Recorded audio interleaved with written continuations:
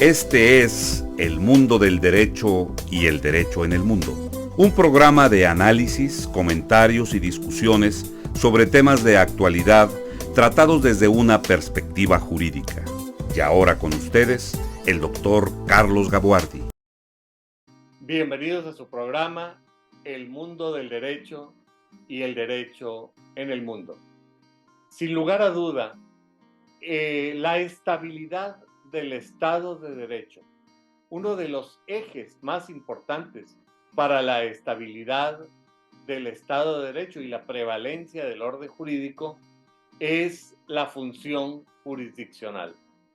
Este es un tema de gran importancia en el que los organismos internacionales han tenido un rol muy importante promoviendo el fortalecimiento y la mejora constante de los poderes judiciales de los estados de los diferentes países alrededor del mundo. Y para conversar sobre este tema, he invitado a un muy querido amigo. Me refiero al doctor David Fernando Varela. David es licenciado en Derecho por la prestigiosísima Universidad Javeriana en Bogotá, Colombia.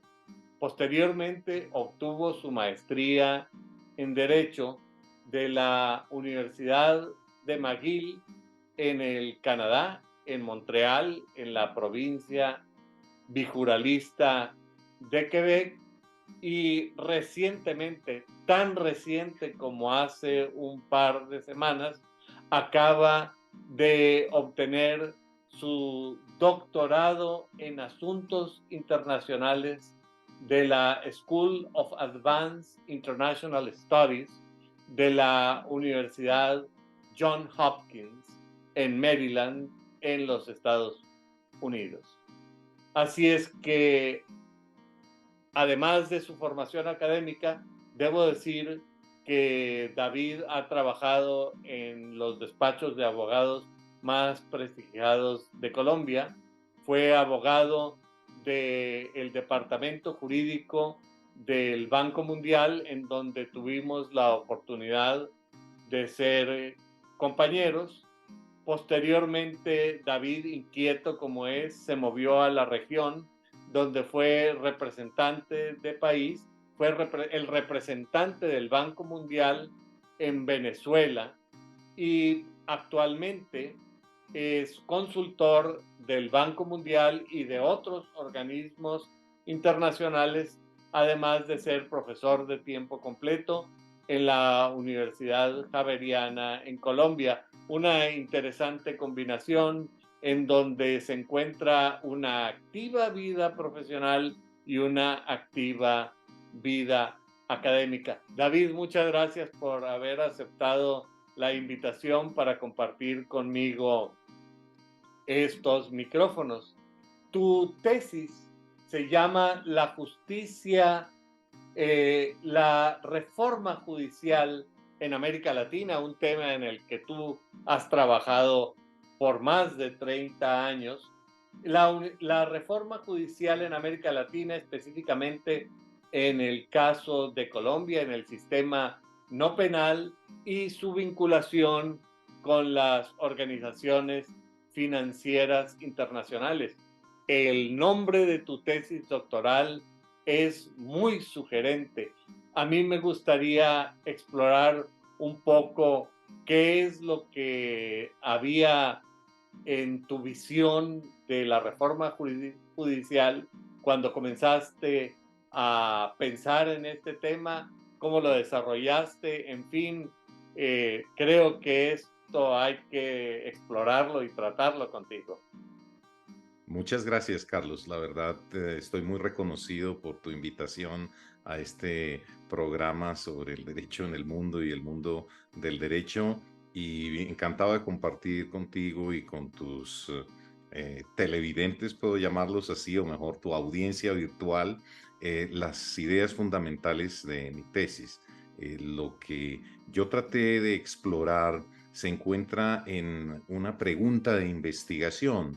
y esa pregunta tardé varios meses en estructurarla porque era el punto de partida de esta nueva experiencia académica basada en la experiencia práctica que había adquirido, primero como funcionario del Banco Mundial, luego como consultor del banco y también del BID y de USAID, grandes actores financieros en el mundo de la reforma judicial de América Latina.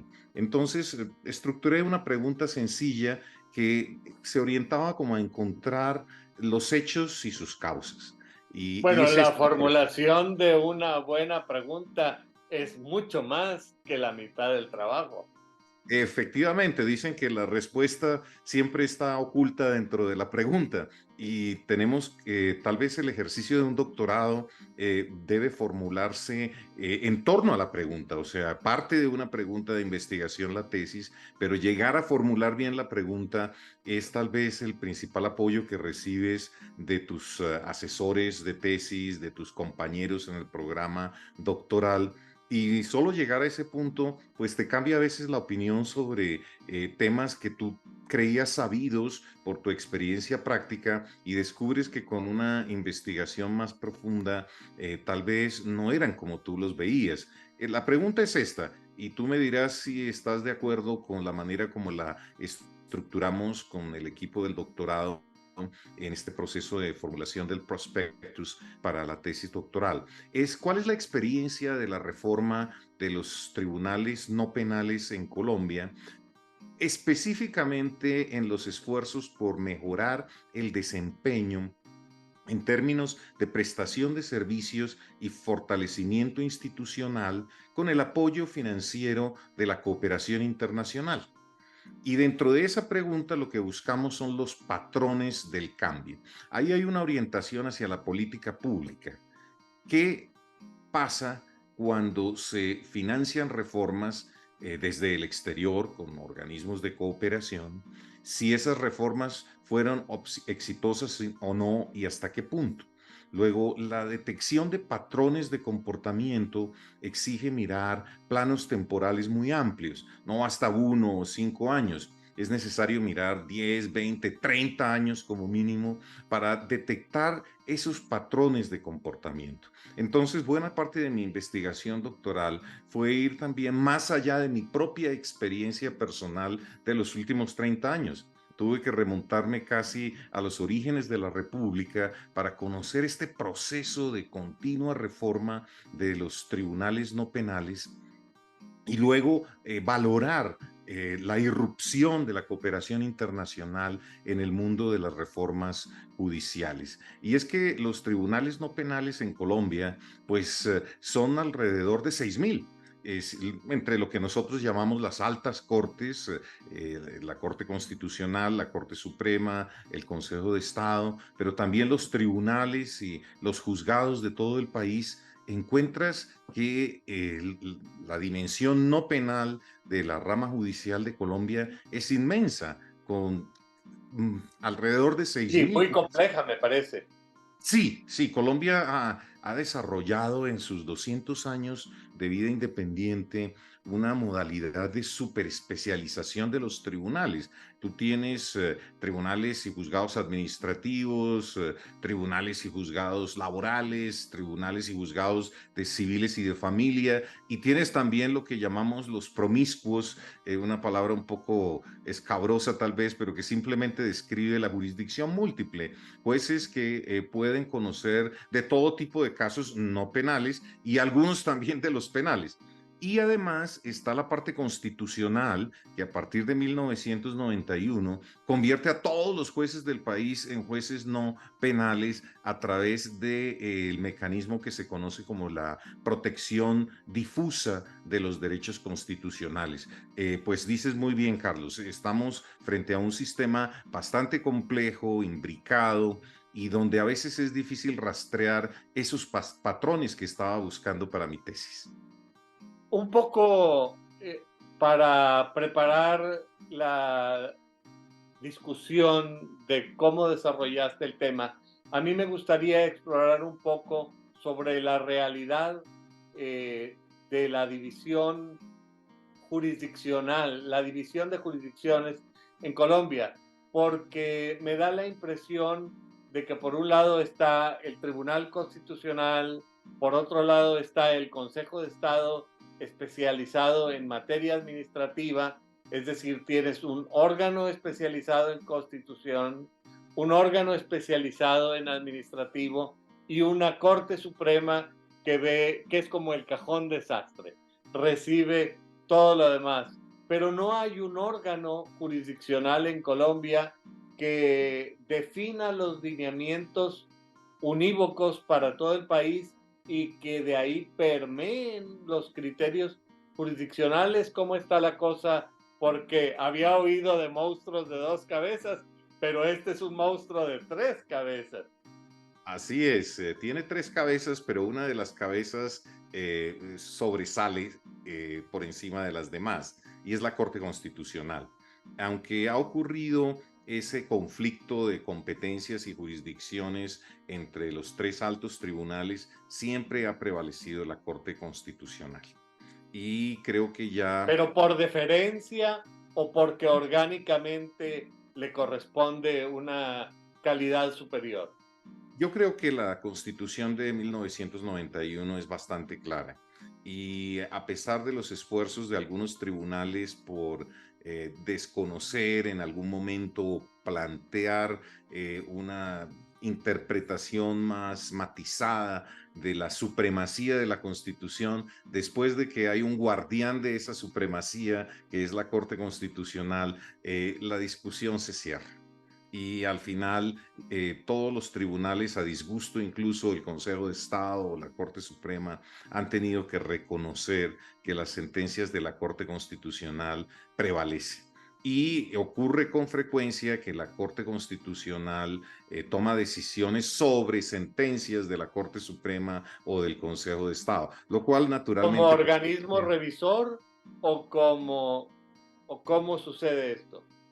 En ejercicio de la protección de los derechos constitucionales. Cualquier ciudadano en Colombia tiene la acción de tutela para reclamar la protección de derechos constitucionales. Y si una sentencia, por ejemplo, ya no tiene recursos por la vía ordinaria, porque se han acabado las apelaciones, de todos modos sí tiene la tutela por vía constitucional para reclamar la Es un protección. recurso de excepción, un recurso Exactamente, es como el de constitucional. amparo de México, pero con un poder muy grande, porque todos los amparos de Colombia los revisa o los puede revisar la Corte Constitucional. Esa es una peculiaridad de nuestro sistema que ha fortalecido a la Corte, porque, digámoslo, se estima que ocurren alrededor de 650,000, casi 700,000 tutelas en el año 2022, y todas llegan a la Corte Constitucional en revisión. La Corte selecciona unas pocas para emitir su jurisprudencia en casos en los que considera que amerita su estudio. Pero a través de esas revisiones durante 30 años ha establecido unas líneas jurisprudenciales, unos precedentes muy valiosos, y yo creo que ha consolidado su posición como líder del sistema jurídico colombiano. Luego tenemos mucha especialidad. Entiendo que este liderazgo es a partir de una interpretación de la supremacía constitucional y que la convierte de facto en una especie de Corte Suprema al estilo de los Estados Unidos. En el fondo, si uno examina los antecedentes de la Constitución de 1991, fue inspirada parcialmente en esa experiencia norteamericana. Y pensando, por ejemplo, un poco en lo que había ocurrido con la lucha de los derechos civiles en años 50 y 60, como las decisiones de esa Corte Suprema, que es en el fondo una Corte constitucional, porque solo ve materias constitucionales, esa experiencia podía ser decisiva para Colombia en un momento de transformación. Ocurría una crisis profunda en la que la guerra contra las drogas y la guerra contra la guerrilla pues había colocado la institucionalidad colombiana al borde del abismo. Y en la búsqueda de soluciones, la Asamblea Constituyente y los redactores de la Constitución y de las propuestas sí se inspiraron en el modelo americano parcialmente, pero con ese concepto de ir avanzando la agenda de los derechos consagrados en la Constitución y anticipando que habría resistencias, que es difícil cambiar los poderes establecidos, y aunque la Constitución de 1991 conservó el Consejo de Estado y la Corte Suprema y respetó sus jurisdicciones, sí creó una Corte Constitucional con unas facultades muy poderosas. Pero además de la estructura formal de la Constitución, yo creo que la Corte Constitucional ha ganado una legitimidad ante la opinión pública, la tutela la ha legitimado, y el hecho de que todas las tutelas lleguen a la Corte Constitucional y puedan eventualmente ser revisadas por ella, acerca al ciudadano a la justicia, ha generado una popularidad, entre comillas, pero sería mejor tal vez llamarla legitimidad, que le permite tomar decisiones que cambian el curso del país y el reconocimiento de los derechos fundamentales, aún contra decisiones de otros tribunales. Luego, nuestro modelo, creo, ya ha podido consolidar eso, a pesar de lo que coloquialmente se llama aquí el choque de trenes, cuando las cortes emiten decisiones contradictorias, cuando una trata de interferir con la decisión de otra, pero creo que han prevalecido siempre las decisiones de la Corte Constitucional, y es ya una tradición aceptada y un orden jurídico reconocido además universalmente. Hay un respaldo en la comunidad jurídica, pero también en la ciudadanía en general, a las decisiones de la Corte Constitucional. Y nadie se atreve a cuestionarlas, tampoco aparece ni el Ejecutivo ni el Legislativo discrepando. En general, yo creo que todos han aceptado esa supremacía, primero de la Constitución, pero también del guardián de la Constitución.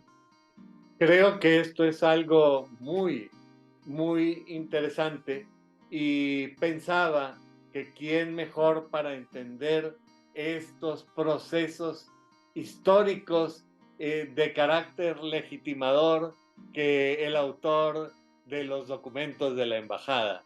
Pero esto yo creo que de alguna manera empieza uno a trabajar en una cosa y al final eso te explica lo que te va a llevar a tu tesis doctoral. Y con esta riquísima experiencia y este entendimiento tan claro como tú lo tienes del sistema judicial colombiano, ¿cómo decidiste abordar la tesis? Porque una cosa es tener el tema claramente visualizado y entendido con una experiencia tan vasta como la tuya, y otra es agarrar el lápiz y ponerse a escribir.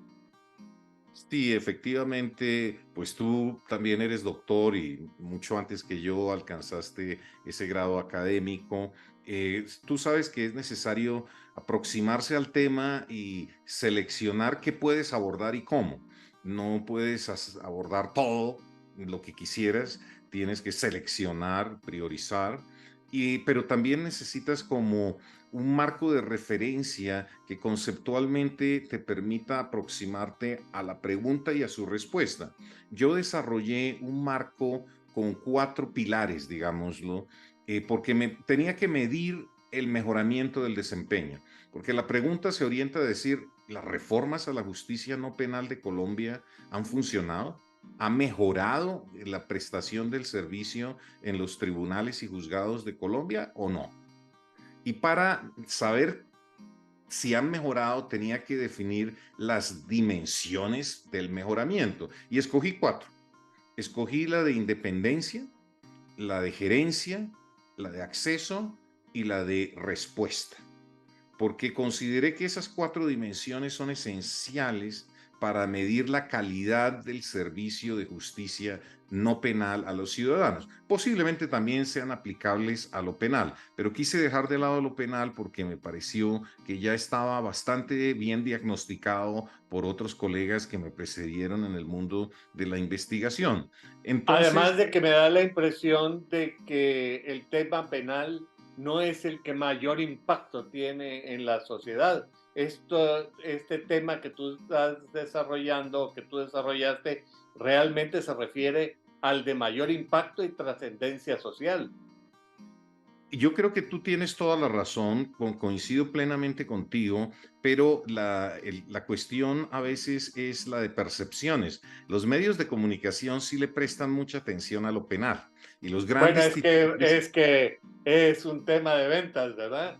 Así es, y las redes sociales también circulan en torno al tema penal, pero en la realidad, el grueso de los ciudadanos, afortunadamente, ni delinque ni es víctima de delitos, pero sí tienen asuntos laborales, pago de salarios y prestaciones sociales, tienen asuntos administrativos, tienen que pagar impuestos, presentar declaraciones, tienen cuestiones de familia, hay divorcios, custodia de menores, pago de alimentos. Luego, esos son los problemas del ciudadano común y corriente que no tiene contacto con los tribunales, sino por ese tipo de problemas, que no son tan visibles, que no hacen titulares en los periódicos ni generan olas de opinión en las redes, pero que afectan su bolsillo, su capacidad de solventar los gastos de una familia, que son Y le dan esenciales para la estabilidad al supervivencia. orden jurídico. Así es, y tu correlación ciudadano-estado en cierta medida termina determinada por la capacidad de respuesta del Estado para esos pequeños, medianos y grandes conflictos no penales, donde puede haber desde muy pocos dólares hasta billones de dólares, pero que los pocos dólares tocan el bolsillo de familias vulnerables y pueden afectar su supervivencia.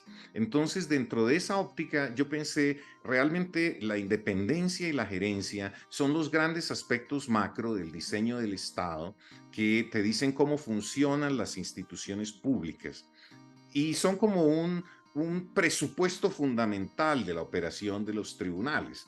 Si no son independientes, pues su legitimidad y credibilidad queda muy menguada. Si no administran bien sus recursos, pues la calidad del servicio no puede ser óptima. Luego miré esa dimensión macro, pero también quise ir un poco más a lo micro, el acceso y la capacidad de respuesta.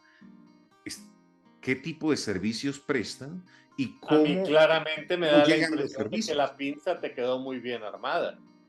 Creo que con esos cuatro ángulos logré abordar dos temas tradicionales de la cooperación internacional. Recordarás por nuestra experiencia en el Banco Mundial que siempre hablamos de fortalecimiento institucional por un lado Claro. y de prestación de servicios. Pues bien, el fortalecimiento institucional se mide a través de la independencia y de la gerencia, y el acceso y la capacidad de respuesta son dos elementos claves de la prestación de un servicio de justicia. Entonces, a partir de esas cuatro dimensiones, comencé a explorar la realidad de la justicia en Colombia y en América Latina, porque no quería que el caso de Colombia quedara desligado del todo del entorno continental en el que tú y yo trabajamos, y donde, existiendo una cultura jurídica relativamente similar y también una problemática social y política común, pues hay tantos elementos, incluso de carácter legal e institucional, similares. Tú miras las constituciones, todas consagran la independencia de los tribunales como principio de separación de poderes, todas hablan de órganos encargados del gobierno y la gerencia de recursos de los poderes judiciales, todas hablan de acceso universal a los ciudadanos para la justicia, y todas quieren que los ciudadanos reciban los mejores servicios posibles. Y sin embargo, los problemas subsisten. Las constituciones en Latinoamérica pues tienen un contenido en parte aspiracional. Es la Sí, meta hacia la cual se mueve parece la sociedad. que las aspiraciones no terminan de cuajar en la realidad, ¿verdad? Así es, Carlos, y creo que esa es la experiencia casi que desde la independencia. Y creo que hemos tenido ese sueño, primero con la Constitución americana, después con la Declaración de los Derechos del Hombre y el Ciudadano de la Asamblea Nacional Francesa, y después con la serie de constituciones que hemos tenido, que nos han inspirado a todos y que nos dicen desde los primeros años, desde 1820, cómo imaginamos el Estado soñado, el Estado de Latinoamérica, de cada uno de sus países. Y hay una gran diferencia entre el Estado soñado y el Estado real. Y la buena política pública debería tender un puente entre los dos y permitir que se acercara, que cada vez Claro, más la realidad se acercara al sueño. Luego, esto del mejoramiento del desempeño de los tribunales es llegar a la realidad o aproximarse a la realidad de una justicia para todos, abierta al ciudadano, con capacidad de respuesta, de buena calidad. Y creo que allí es donde encontré, por ejemplo, y desarrollé con la ayuda de algunos investigadores que me habían precedido, pues los indicadores del desempeño de la justicia. Sí, es posible medir la independencia. Hay indicadores claros, aunque sean de percepción, a través de encuestas con expertos, con empresarios, con ciudadanos de a pie. Tú puedes palpar el estado de la independencia de la justicia. Y también se puede medir la gerencia, la calidad en el manejo de los recursos. Hay herramientas de evaluación del presupuesto en su diseño, en su implementación. También las carreras judiciales te muestran cómo avanza el reclutamiento a través de procedimientos meritocráticos, y puedes complementar esto con información de percepción. Y lo mismo en el campo del acceso. Tú dispones de estadísticas cada vez más completas. Hubo limitaciones muy grandes en años anteriores, pero digamos, la última década ha representado un avance significativo en la significativo, ¿verdad? captura. Claro, ya cada vez tenemos más estadísticas de los casos que ingresan y salen del aparato de justicia, de los inventarios, los indicadores que llamamos índices de evacuación parcial y de evacuación total. Y la calidad de los servicios también se evalúa con encuestas de percepción de los usuarios y de los no usuarios de la justicia. Luego hay unas herramientas cuantitativas y de percepción que utilicé abundantemente para mi estudio, y aunque no son perfectas, aunque todavía queda un gran espacio de mejoramiento, y afortunadamente CEJA, por ejemplo, el Centro de No, Justicia, yo creo que es muy claro que una de las grandes contribuciones de la asistencia de los organismos internacionales ha sido el desarrollo de estos indicadores de evaluación, porque anteriormente a que los economistas convencieran a los organismos financieros internacionales de la importancia de la cuestión jurisdiccional, me acuerdo aquellas primeras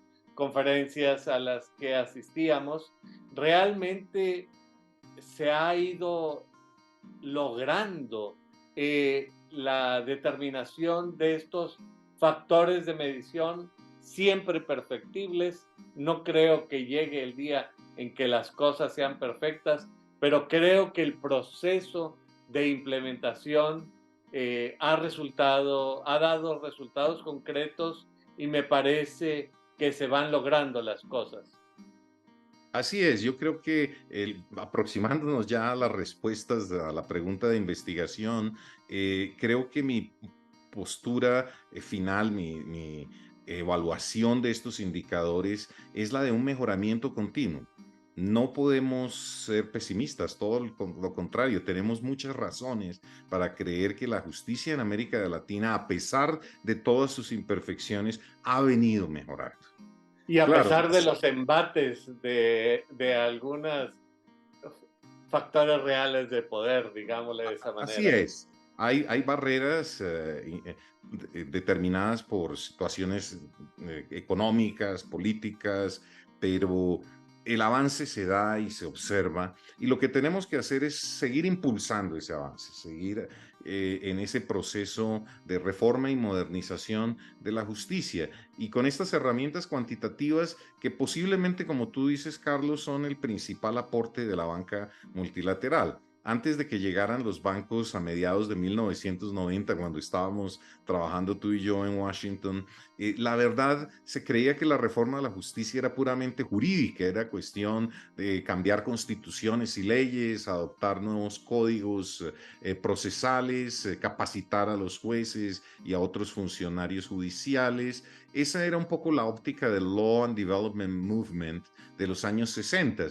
Pero ya para los 90 llegaron los bancos con sus economistas y con su obsesión cuantificadora. Había que medir, había que Pues saber es qué que pasó. esto es una labor interdisciplinar y creo que es parte de la gran aportación de tu tesis, que no es de una visión meramente de clásica visión jurídica, sino que me parece que aportas otros elementos y criterios de análisis que definitivamente hacen que tu trabajo sea sumamente valioso y enriquecedor. Gracias, Carlos. Sí, yo creo que estoy haciendo un aporte, promoviendo un debate y por eso te agradezco esta invitación para que otros colegas en América Latina nos contribuyan sus propias visiones. Pueden estar o no de acuerdo con las conclusiones de mi tesis, que próximamente estará disponible en los repositorios de la Universidad Johns Hopkins, para que continuemos reflexionando sobre esos patrones de mejoramiento del desempeño. ¿Cómo se ha logrado avanzar? ¿Cómo podemos avanzar más rápido? ¿Dónde están los cuellos de botella también? Que los hay. Hay obstáculos fuertes para el avance en lo que podríamos llamar un poco con la frase célebre de Yering, la lucha por la justicia. No, no es un proceso sencillo, toma tiempo, décadas, a veces siglos, pero debemos seguir impulsándolo mirando hacia las generaciones futuras.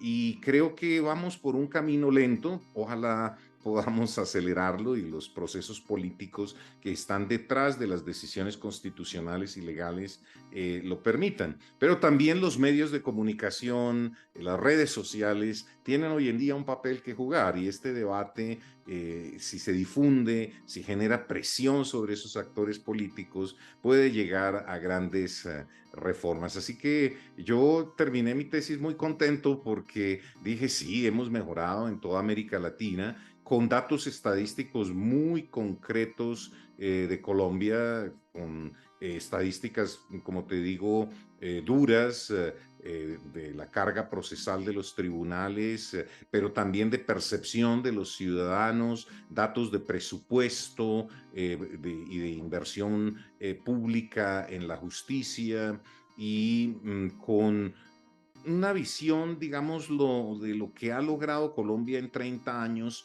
de la Constitución de 1991, pero que en buena parte también hay que reconocerlo, no ocurre así mágicamente. Las instituciones y los No, países claro que no. desarrollan y los 150 años anteriores de vida independiente de Colombia también cuentan y hay que conocer lo que se construyó antes en las instituciones colombianas. En una reforma, por ejemplo, constitucional de 1910, se abrió paso a los mecanismos de revisión judicial de actos de la administración con una acción muy generosa de protección constitucional, la acción de constitucionalidad y la excepción de constitucionalidad que yo consideraría revolucionaria para su momento, incluso antes de Kelsen y de la Constitución austríaca de 1920. Luego yo creo que hay instituciones que nacen localmente en América Latina, se enriquecen con el pensamiento jurídico universal, se fortalecen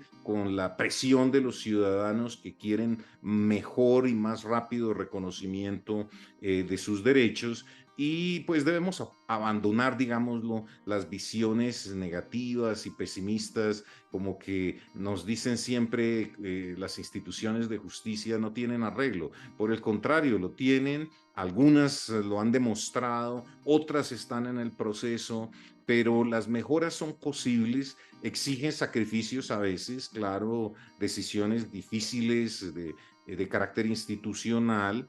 Y por ejemplo, una de las más difíciles es definir quién maneja los recursos de la justicia. Y ahí tuve que focalizarme en los consejos superiores de la judicatura o consejos de la Sí, judicatura, que tú claro. sabes, fueron Que las son para instituciones. efectos prácticos quienes hacen la gestión, quienes hacen la Así es. gerencia. En la Que lógica. creo que la Constitución del 91, la Constitución colombiana, es una de las primeras constituciones, si no la primera constitución en América Latina que adopta este modelo de sacar la gestión de la impartición de justicia. Sí, yo creo que se creyó en esos años, comenzó en los años 60, el primer consejo fue el de Venezuela, pero desapareció con la Constitución de 1998 en ese Va como país. el cangrejo caminando para atrás. Qué lástima, sí, yo creo que el modelo en general es bueno, o sea, haciendo una evaluación de conjunto de la experiencia latinoamericana con los consejos de la judicatura, fueron inspirados en modelos europeos, sí, es Sí, claro, verdad, claro. modelo francés, modelo español, pero también adoptaron su propia naturaleza. En cada país tiene sus peculiaridades, no son idénticos, aunque el nombre sea el mismo, las funciones y las responsabilidades son distintas, pero en general en un balance, la idea de separar la gestión administrativa de los tribunales del proceso de toma de decisión jurisdiccional, creo que es sana y ha probado Es muy ser sano. eficaz. Sí, los jueces están hechos para juzgar y para tomar decisiones en derecho. La parte gerencial no necesariamente requiere de abogados, pueden ser profesionales de otras disciplinas, mientras que para ser juez sí necesitas ser abogado y muy bueno. Necesariamente. Esperamos tener a los mejores abogados en la justicia. En el campo de la gerencia puedes tener economistas, administradores, contadores que manejan tal vez mejor que los abogados. Bueno, de hecho yo creo que no solamente es mejor, sino que es recomendable tener especialistas financieros manejando las finanzas y no abogados que se metan a campos que no son los suyos. Ahora, estos dos aspectos tan importantes me dejan claro eh, el fortalecimiento institucional, digamos, fortalecido con un compromiso político de parte de los estados para que esto ocurra. Si no hubiera este compromiso político, realmente estaríamos enfrentando una situación de conflicto entre los poderes y afortunadamente en países tan institucionales como es el de tu patria, Colombia, esto no se ha dado a niveles de crisis. Por supuesto, problemas hay, de otra manera estaríamos muertos. Pero con respecto a las otras dos preguntas, el acceso a la justicia y la capacidad de respuesta, ¿qué fue lo que encontraste? Mira, yo encontré que para Colombia y también en general para América Latina, las acciones de amparo, de protección, de tutela, el mandado de seguridad del Brasil, han hecho también un cambio en la capacidad del ciudadano de a pie de llegar a los tribunales, sobre todo porque remueven la necesidad del abogado. Yo comprendo que esto puede ir un poco en contra de nuestros intereses corporativos. Todos quisiéramos tener clientes en abundancia, pero desde el punto de vista del ciudadano, no todos pueden pagar abogados y hay asuntos que tal Es vez un gran tema este, ¿eh? sí, no se justifica la contratación de un abogado para asuntos muy pequeños que pueden ser manejados sin su intervención. Entonces, creo que estas acciones de respuesta rápida que han diseñado las constituciones más recientes de América Latina, y tal vez la tuya desde 1917 con el amparo, pues comenzó esa corriente de un reconocimiento de los derechos en forma casi automática, inmediata, efectiva, que ha ido cambiando pues la relación entre los poderes judiciales, los ejecutivos, los legislativos. El judicial siempre estuvo muy supeditado, ¿no? Como que era, creo que se usaba mucho la expresión una cenicienta, ¿no? Dentro de los poderes públicos. Pero este tipo de acciones el que le dan visibilidad al juez individual, que le permiten tomar decisiones que van en contravía de poderes políticos o económicos muy fuertes, pues robustecen la posición de la justicia y generan un respaldo masivo en la opinión pública. Yo creo que entonces cambia el balance del poder y se equilibra. Parte de los checks and balances es esto, ¿no? Que la justicia Sí, puede ocupar el papel que le corresponde.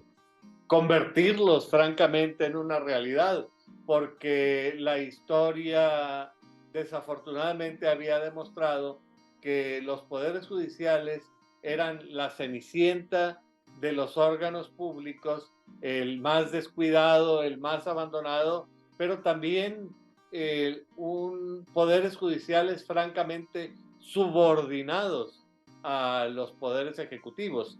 Y en este sentido a mí me parece que el fortalecimiento institucional que viene desde fuera a través de los organismos financieros internacionales jugó y ha jugado y ha desempeñado un rol muy importante porque dejado a las corrientes internas esto no habría sucedido.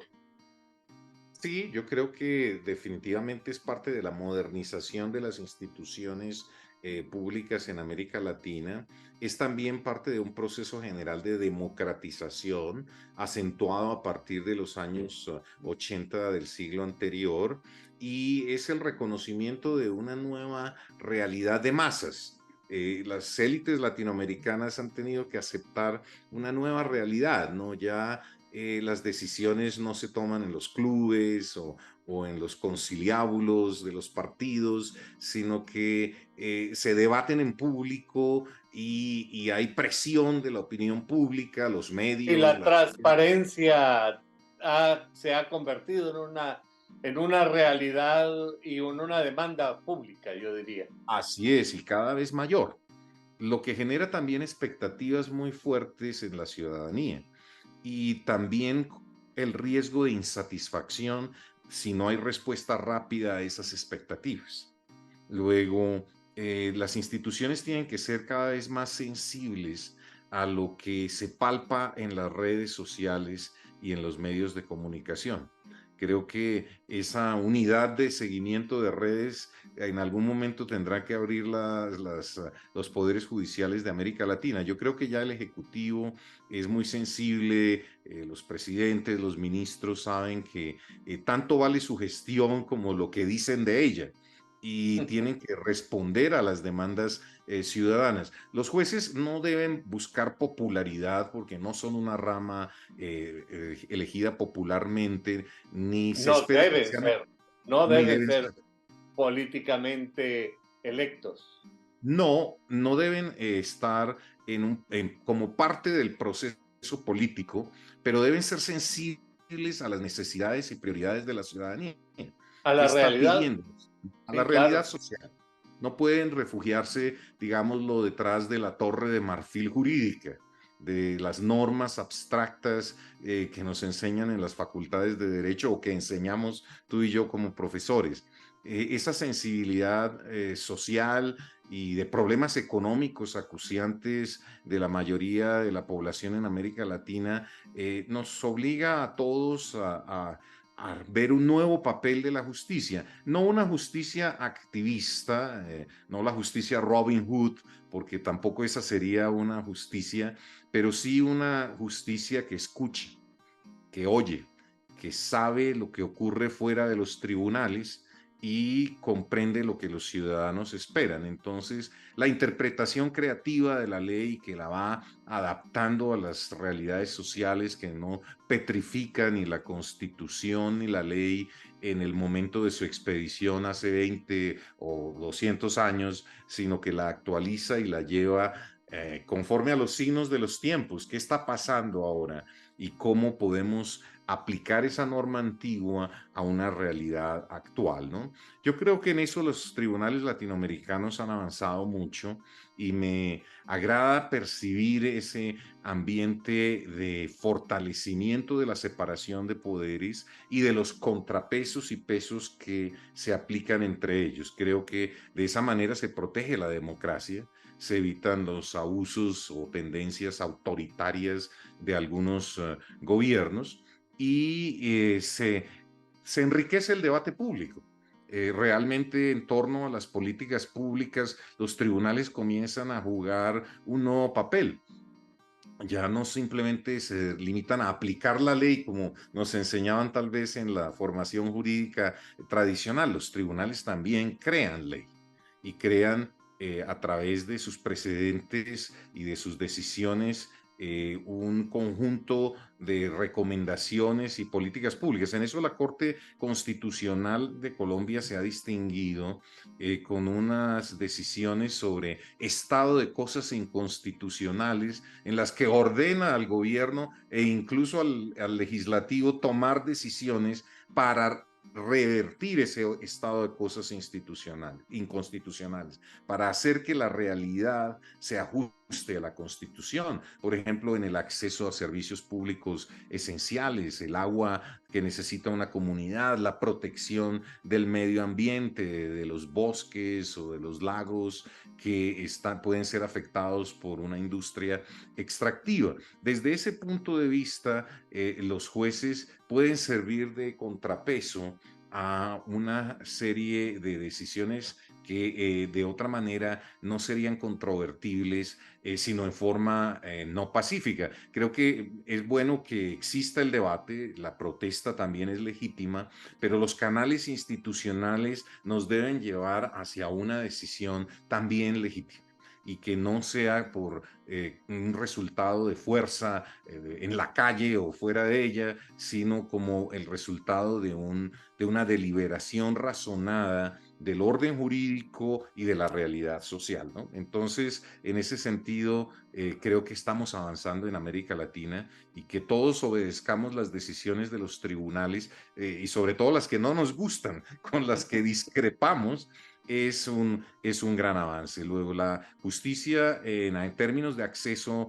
en Colombia ha mejorado, la tutela ha sido definitiva, la Corte Constitucional también. Es en la parte de capacidad de respuesta donde seguimos fallando, donde todavía los procesos que duran años o hasta décadas continúan ocurriendo y donde tenemos que trabajar muy a fondo, porque no podemos permitir que se prolongue en exceso la administración de justicia, ¿no? Con Sí, porque el una tiempo justicia restante. lenta es denegación de justicia. Así es. Así es, y tenemos que reconocer esa realidad y ajustar nuestros estándares. El sistema interamericano, por ejemplo, de derechos humanos, en algún momento tendrá que adoptar un estándar fijo. Me preocupa que ahora ha preferido un estándar movible, ¿no? O sea, como muy adaptable a las realidades de cada país. Prefiero el O sea, europeo, como que me se parece han que es más claro. pasado un poco de sensibilidad política. Sí, tal vez demasiada sensibilidad. Creo que hay que establecer unos límites. Realmente tú puedes decir, hay procesos que ya después de 3 años es denegación de justicia. Hay otros que tal vez ameriten más tiempo, pero sí tienes que ser muy, muy claro que los ciudadanos no pueden estar esperando respuesta por muchos años. El desgaste para el ciudadano emocional, afectivo, es muy grande y el de las instituciones también. Si lo vemos desde el lado del gasto público en justicia, no podemos multiplicar indefinidamente el número de tribunales o de jueces. Tenemos que encontrar la fórmula adecuada para responder a la demanda de la justicia con recursos limitados. Y las inversiones en tecnología han ayudado. Eso es donde, por ejemplo, los bancos multilaterales han enfatizado su asistencia técnica en el diseño de ese tipo de soluciones tecnológicas. Los avances son importantes. La pandemia, incluso en medio de toda la tragedia sobre la vida humana, también ayudó a dar un vuelco en Sí, las claro, prácticas sin lugar a duda. judiciales y creo que hay avances. Que no es definitiva la tecnología, pero ciertamente ayuda. Tenemos que incorporarla cada vez más, pero también nuestras estructuras institucionales tienen que revisarse, actualizarse. Nuestras culturas judiciales posiblemente también. Y la racionalización en el uso de los recursos nos obliga a reconocer que no es posible seguir aumentando el tamaño de los aparatos judiciales en forma ilimitada. No puedes llevar más y más recursos, más y más Y más personas. jueces y más jueces y más jueces. Lo Sí, que más de lo necesitas es mismo no es la ciencia, solución. ¿verdad? Fíjate que a mí me parece que un tema muy importante que tú has tratado es el de la vinculación entre el fortalecimiento de la actividad jurisdiccional y el fortalecimiento de la democracia, que en sí mismo podría ser un tema para tratar ampliamente en otra tesis doctoral cuando decidas Sí, hacerla o eventualmente para futuros aunque por investigadores. ejemplo, tuve que tocarlo en los dos grandes hitos históricos de Colombia en el siglo XX, el plebiscito de 1957, que por primera vez consagró la independencia judicial real, no solo la formal de los textos constitucionales clásicos, sino la real. Una independencia basada en la cooptación de las altas cortes y la elección de todos los jueces por esas altas cortes. Ese salto fue enorme y necesitó darlo una crisis institucional también tremenda, una dictadura y un estado de violencia generalizada. Pero fue un avance. En su momento, una verdadera revolución para los partidos tradicionales renunciar al control a la justicia, un fenómeno político que tiene un efecto enorme sobre la justicia. Y la crisis de los años 80, la lucha contra las drogas, las guerrillas con ataques urbanos de alta visibilidad, como la toma Y del Palacio severos, de ¿verdad? Justicia en Bogotá en 1985, esas situaciones extremas también han llevado a decisiones políticas radicales. Y la Constitución del 91 es eso, ¿no? Es retirar parte del poder a los partidos tradicionales, devolvérsela a la ciudadanía a través de un proceso constituyente por una quinta papeleta en una elección atípica, después una asamblea constitucional en la que los partidos no tuvieron el mismo nivel del control que tenían en el Congreso, y una nueva constitución que ha permanecido en sustancia preservada hasta el día de hoy. Intocada, ¿verdad? Para Así efectos es, ha prácticos. habido algunos ajustes, pero menores. Pero La ajustes, sustancia, ajustes. sí, No, la en sustancia realidad no está han viva. tocado el corazón de la reforma constitucional del 91. Así es, y nadie habla en este momento, incluso con un cambio muy fuerte en el signo político de nuestro gobierno, nadie habla de reformas constitucionales a fondo. Creo que hay un consenso en todas las fuerzas, desde la derecha hasta la izquierda más extremas, digámoslo, en que Radical, ¿verdad? la Constitución está bien. El problema no está en la Constitución. Más bien la Constitución ha ayudado a solucionar muchos problemas. Luego, nadie está en este momento hablando de reformas, ni lo hicieron en periodos anteriores con gobiernos de signo político diferente. Creo que la Constitución está funcionando y las instituciones creadas por la Constitución también, incluido el Consejo Superior de la Judicatura, que me parece es víctima injusta a veces de críticas extremas, ¿no? Se le atribuyen todos los males de la justicia porque es el encargado de administrar sus recursos, pero en realidad Firmar los cheques, ¿verdad? firma los cheques, pero los problemas no los puede resolver solo con cheques. Los Sí, problemas los claro, claro, resuelven los natural. jueces y los funcionarios judiciales con sus buenas prácticas. Y una de las, digámoslo, de las dimensiones más llamativas de mi tesis es que tú encuentras que con las mismas reglas constitucionales y legales, el comportamiento y el desempeño en materia de prestación de servicios varía en el país. Hay tribunales y juzgados estrellas que se mantienen siempre al día, que prestan servicios de óptima calidad a los ciudadanos, y hay otros que no. Y la pregunta Sí, es, ¿por qué hay la que poner discrepancia tan atención grande? a este fenómeno de buenas prácticas, ¿verdad? Sí, Porque alguna lección hay en esos juzgados eficientes, ¿verdad? En esas áreas eficientes de la justicia. así es, ¿no? Hay una cultura diferente y esa cultura judicial, ese trabajo en equipo, esa manera de organizarse de los tribunales, ese compromiso individual y de equipo con, con el logro de ciertos objetivos e indicadores, hace una diferencia enorme.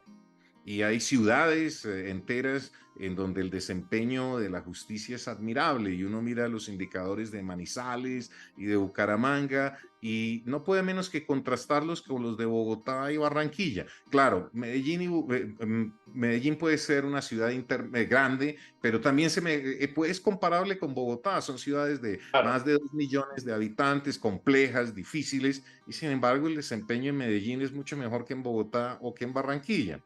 Y también hay ciudades intermedias que tienen un desempeño muy pobre al lado del de Manizales y Bucaramanga. Entonces miras a Yopal y Villavicencio o Sincelejo y ves otros niveles de desempeño. Luego, el problema no se resuelve solo mirando la parte normativa o el alto gobierno de la justicia, sino que hay unos problemas micro de diseño y operación de las oficinas encargadas de la prestación del servicio. Y también hay actitudes personales e individuales de los jueces que solo pueden mejorarse a través de los mecanismos de evaluación que la misma carrera judicial establece en Colombia. Y observa algo muy interesante. En Colombia, más del 80% de los jueces pertenecen a la carrera. Luego, la independencia Es una judicial de cosa Colombia está importante. blindada. Sí, claro, claro. Me da la impresión de que hay dos temas que eventualmente deberían ser más trabajados, quizá un poco tratando de proyectar hacia el futuro tu investigación, marcándola como una piedra angular. Me parece que tu trabajo será una referencia, tanto desde el punto de vista metodológico como desde el punto de vista de aportaciones sustantivas en esta materia, porque no es un accidente que esté escrita por una persona que tiene 30 años de experiencia trabajando en el área de la reforma judicial. Yo creo que esto hay que ponderarlo en la justa medida que merece esta reflexión.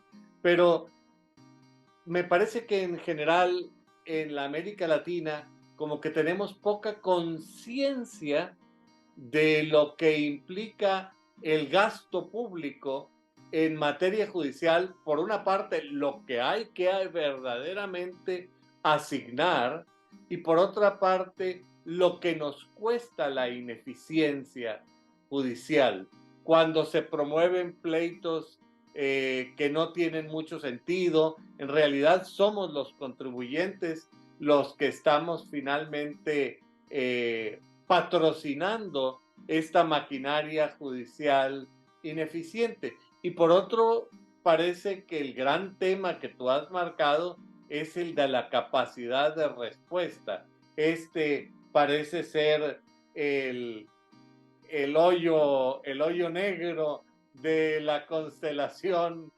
jurisdiccional. Cuéntame, ¿hacia dónde perfilas estos dos aspectos? Principalmente, yo creo que el de capacidad de respuesta jurisdiccional. ¿Qué es lo que te deja tu investigación? E incluso me imagino que algunas cosas las has de haber puesto y otras te quedaron pendientes. Siempre estas tesis quedan como abiertas, ¿no? abiertas para que continúen la investigación otros expertos y para que además se agite el debate de políticas públicas. En esa medida, creo que el camino a seguir es el de profundizar las reformas. Nada se puede fosilizar o estancar. Y la justicia allí tiene que abrirse al cambio. Una de las dificultades que fácilmente detectamos, y no es un problema de América Latina, es del mundo en general. La Sí, justicia claro, tiene que incluso hacerse, los Estados Unidos, que a veces se por pone supuesto. como modelo de aquello que debería ser, del modelo de lo deseable, ¿verdad? Cuando en realidad lo que nos están vendiendo son los programas de televisión. Así es. El problema Especies de del abogados. corporativismo judicial existe en Europa, en Estados Unidos, en el Japón. No conozco China, pero creo que debe existir también. La verdad es esa. Hay un espíritu de cuerpo. Los jueces se sienten muy identificados con su función, creen que lo están haciendo muy bien y no aceptan críticas. Y las reformas las ven como una amenaza para sus privilegios, para su estabilidad laboral. Yo creo que la realidad es que los jueces tienen que reconocer la necesidad del cambio y ojalá liderarlo, no dejar que otros tomen la iniciativa. Desgraciadamente, lo común y lo que detecta también mi tesis es que las grandes reformas vienen de afuera, que no nacen las reformas del interior de la justicia.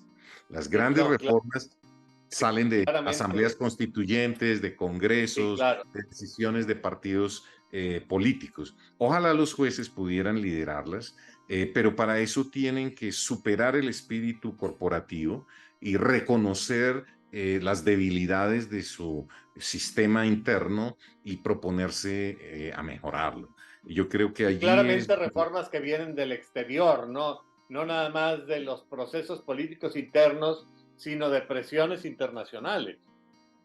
En parte en eso explica la presencia de los organismos internacionales, multilaterales y bilaterales, ¿no? Hay una presión sobre los países de América Latina para mejorar sus instituciones judiciales. En la época neoliberal, pues en el marco del consenso de Washington, tú recordarás que hablábamos mucho de eso, del fortalecimiento institucional, la independencia de la justicia para la Venía en los aplicación de cartabones de contratos. los contratos que hacíamos, el institutional strengthening, ¿verdad? Exactamente, todo el tiempo hablábamos de eso. Pero yo creo que incluso en una época post-neoliberal tenemos que seguir fortaleciendo las instituciones. No es un rótulo neoliberal, es la realidad de la democracia. La democracia opera sobre la base de las instituciones. El personalismo sí es lo opuesto a la democracia, el caudillismo, el caciquismo, ¿no? Y creo que para que las instituciones de justicia sean fuertes, tienen que ser legítimas y para ser legítimas tienen que escuchar a la ciudadanía y tienen que relacionarse con ella sin perder independencia. No pueden volverse candidatos los jueces, no, sino que deben seguir siendo jueces, pero jueces que atienden a las realidades sociales y que toman decisiones consistentes con esas realidades, que trasladan el texto legal a un contexto económico, social, donde la ley opera. La ley no puede operar en un abstracto. Y también los partidos políticos tienen un papel clave para jugar y los líderes políticos también tienen que ocuparse de esto. La revisión de la literatura que hice, hay un desarrollo muy grande sobre esto de la interacción entre las ramas elegidas del poder y las ramas no elegidas y todas cumplen un papel. El Ejecutivo y el Legislativo también tienen derecho a monitorear a la justicia, no a interferir en sus decisiones, no a reclamar fallos que favorezcan a sus financiadores, pero sí a verificar, por ejemplo, el desempeño de los tribunales. Y hay instituciones buenas como esta de los jueces federales americanos, informar todos los casos que lleven más de 2 años en un tribunal. Ese tipo de reportes al Congreso generan presión muy fuerte. Y en Colombia hay un mecanismo de informe anual al Congreso del Consejo Superior de la Judicatura que me parece ha sido muy provechoso porque ha generado como la información básica. De hecho, mi tesis se alimenta de información pública en su mayor parte y buena parte ella está consignada en el informe anual del Consejo Superior al Congreso. Ese tipo de pesos y contrapesos también permiten a las ramas políticas observar el desempeño de la justicia, no interferir con las decisiones individuales, ¿no? Y también está el Que ese gasto es público. el gran riesgo. Aquí el punto es que cada una de las cosas que vamos conversando parece abrir una beta nueva que hay que explorar, y realmente me parece que contigo hay para platicar realmente tiempo. Pero al vernos en la necesidad de cerrar el programa por este momento, a mí me gustaría, por un lado, comprometerte para que nuevamente nos podamos reunir a seguir conversando sobre estos o alguno de los otros temas que para ti son pasión y que los desarrollas muy bien. Pero como te digo, al vernos en la necesidad de cerrar el programa, a mí me gustaría también pedirte que nos hicieras el favor de dar un mensaje para el público que semana a semana nos hace el favor de seguirnos en este programa. Muchas gracias, Carlos. Pues mira, yo creo que el camino está despejado y la comunidad jurídica de América Latina y del mundo tiene que recorrerlo.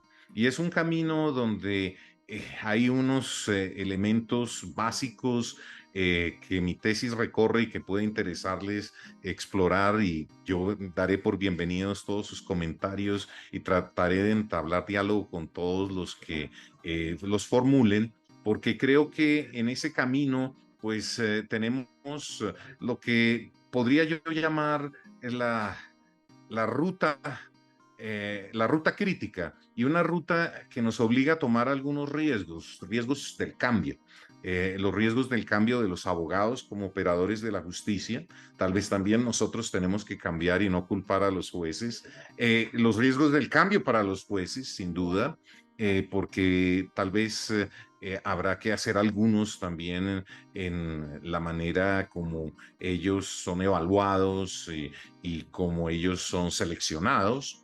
Y también tiene que haber un cambio en la relación entre el derecho y la justicia, cómo el derecho se acerca más a los ciudadanos, cómo necesita menos de intermediarios y los ciudadanos pueden resolver por sí mismos la mayor parte de sus conflictos, pero subsiste siempre una demanda de servicios de justicia y tenemos que proporcionar como sociedad civilizada una oferta de servicios de óptima calidad. Todos los ciudadanos son de primera, no hay ciudadanos de segunda y de tercera. Luego los servicios de justicia no pueden ser sino de primera. Y allí tenemos la tecnología que nos ayude a llegar a la inteligencia artificial a la justicia. Ya hay pilotos, ya hay experiencias y tendremos que utilizarlas y hacerlo sin temor. Yo creo que pueden ayudarnos a tomar decisiones en ocasiones mejores que las que seres humanos frágiles en su memoria o en su capacidad de evaluar pruebas podemos tomar. O sea, reconozcamos que la tecnología no es máquinas de escribir computarizadas, no, la tecnología es esta capacidad de manejar información a alta velocidad y de conectar elementos dispersos en un universo cognitivo. Luego creo que todos vamos a tener que cambiar y los abogados seremos los primeros. Y te agradezco que me hayas dado, Carlos, esta oportunidad para dialogar contigo y espero dialogar también con todos tus oyentes, todos los seguidores de tu programa. Muchas gracias, Carlos. Eventualmente creo que este es un tema de que todas las herramientas con las que actualmente contamos y las nuevas herramientas habrá que aprender a utilizarlas.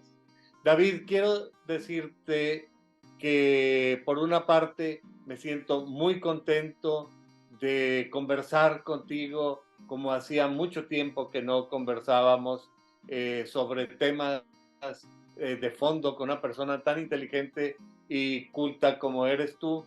Y por otra parte, creo que esto abre también la oportunidad para seguir conversando.